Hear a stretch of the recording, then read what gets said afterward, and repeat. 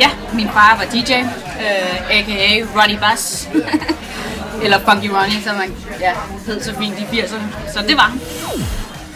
Jeg er ikke troende.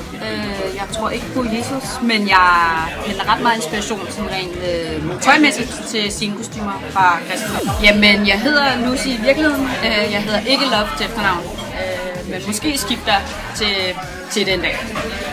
Det er et svært spørgsmål med idolet, men måske en designer som Alexander McQueen. Og så, nej, jeg har ikke set Twilight, desværre. Jamen, tidligere har det været Jesper Buch inden for Buch, der ordnede mit hår, men nu gør jeg det selv. Så, ja. Jamen, Rihanna, Lady Gaga, Prodigy, Kendrick Lamar, Beyoncé. Det er svært.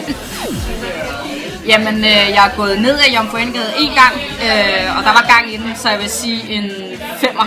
Så meget elsker jeg den gade.